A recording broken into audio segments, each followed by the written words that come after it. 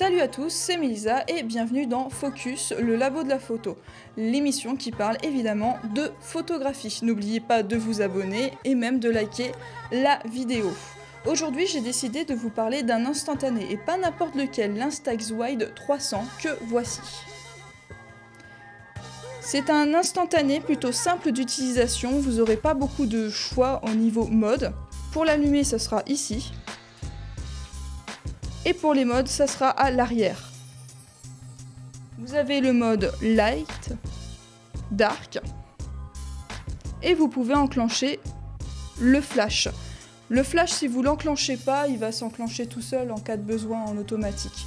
Mais vous pouvez forcer le flash si vous le souhaitez. Pour l'éteindre, ça sera comme vous l'allumez, donc ici. Vous pouvez le constater qu'il n'est pas très discret comme appareil photo, hein. Et pour justement la mise au point, ça sera ici, là, vous avez de 0,9 à 3 mètres ici.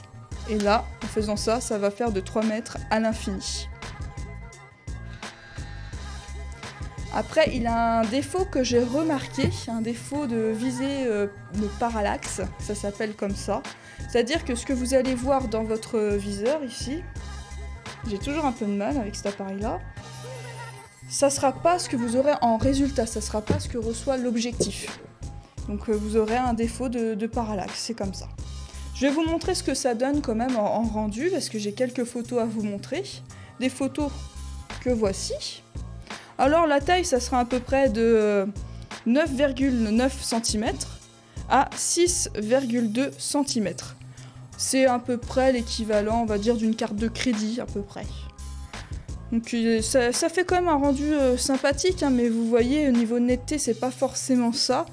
Et puis vous avez des détails que vous n'aurez pas forcément. Par exemple, les yeux là du chien, vous les voyez pas, hein.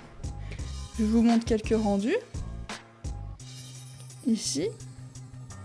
Là par exemple, avec le masque blanc, là ça fait vraiment surex, hein. Donc faut quand même apprendre à le maîtriser, hein, cet appareil photo là. Et voilà. Ce que je vous conseille, c'est vraiment, au début, vous allez quand même gâcher peut-être une ou deux pellicules. Pour pellicule ou film d'ailleurs, c'est comme vous voulez pour l'appellation, je vais appeler film. Vous les trouverez surtout en magasin, vous pouvez les trouver, ou sur internet aussi. Sur internet, ça sera un peu moins coûteux. Pour ceux sur qui le prix a un peu d'importance quand même. L'appareil photo, vous allez le trouver d'à peu près de 103 € jusqu'à 130 € à peu près, ou 120, quelque chose comme ça. Moi à l'époque, je l'avais acheté à 120 € à peu près, et là j'ai retrouvé sur internet, il coûtait 103 €. Donc c'est plutôt correct, ça va, et puis ça fait le boulot quoi, ça sert vraiment à avoir une photo en instantané. Par contre par rapport...